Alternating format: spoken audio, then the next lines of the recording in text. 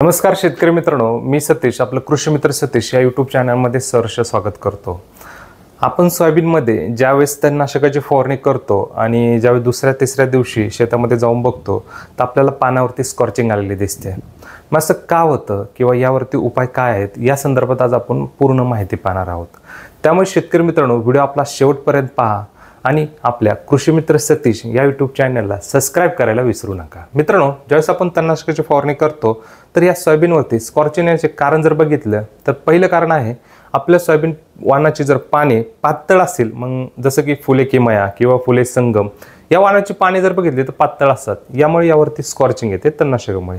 दुसरं कारण जर बघितलं तर आपण सोयाबीनला जे तणनाशकाचे प्रमाण ठरवून दिलेलं आहे त्यापेक्षा अधिक प्रमाण जर वापरलं तर त्यामुळे आपल्याला स्कॉर्चिंग येते। तिसरं कारण, आपण जर सोयाबीनच्या जे तणनाशक आहे त्यामध्ये कीटकनाशक मिक्स करून जर फवारणी केली तर त्यामुळे सुद्धा आपल्याला स्कॉर्चिंग येते। चौथं कारण जर बघितलं तर शेतामध्ये कोरडा असताना सोयाबीनच्या तणनाशकाची जर फवारणी केली तर आपल्याला त्यामध्ये 100% स्कॉर्चिंग येते। तर अशा पद्धतीने स्कॉर्चिंग येण्याची कारणे आहेत। तर मित्रांनो, यावरती उपाय काय आहेत? ज्यावेळेस तुम्ही आता सोयाबीनची तणनाशकाची फवारणी केलेल्या असेल किंवा काही शेतकऱ्यांनी केलेलं नसेल, ज्यांनी केलेलं नसेल त्यांनी काय करायचं, लिक्विडमध्ये आपल्याला 39.5% मध्ये झिंक येतं, म्हणजे एक ऑक्साईड फॉर्ममध्ये झिंक असतं, यामध्ये झिंकचं प्रमाण बी चांगलं आहे। तर आपण 25 ते 30 मिली 15 लिटर पंपासाठी वापरू शकता। तणनाशक बरोबर आपल्याला एकत्र करून फवारणी करायची आहे, तर निश्चितच आपल्याला स्कॉर्चिंग येणार नाही। दुसरी गोष्ट, आपण तणनाशकाची फवारणी केलेली आहे पण आता स्कॉर्चिंग आलेलं आहे, तर यामध्ये आपल्याला काय करायचं, हे झिंक जे आहे 39.5 मध्ये आपल्याला जे झिंक मिळतं ते आपल्याला घ्यायचे, 25 ते 30 मिली पंपाला घ्यायचे।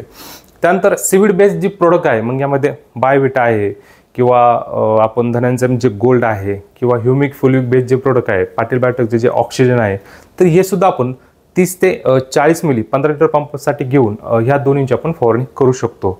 मित्रांनो, तुम्ही जर अगोदर कीटकनाशक किंवा बुरशीनाशकाची फवारणी केलेली नसेल तर यामध्ये आपण कीटकनाशक बुरशीनाशक सुद्धा एकत्र करून फवारणी करू शकतो। मग यामध्ये कीटकनाशक जर घ्यायचं झालं तर आपण आलिका 15 मिली 15 लिटर पंपासाठी घ्यायचे।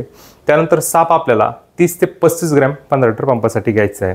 ही दोन्ही प्रोडक्ट आपण ह्या जे झिंक आहे किंवा सीविड बेस्ड जे बायोविटा आहे यामध्ये आपण एकत्र करून फवारणी करू शकता। तर मित्रांनो, अशा पद्धतीने जर आपण उपाय केले तर आपली सोयाबीन लवकरच रिकव्हर होईल। मित्रांनो, दिलेली माहिती व व्हिडिओ आपल्याला कसा वाटला मला कमेंट बॉक्समध्ये नक्की कळवा।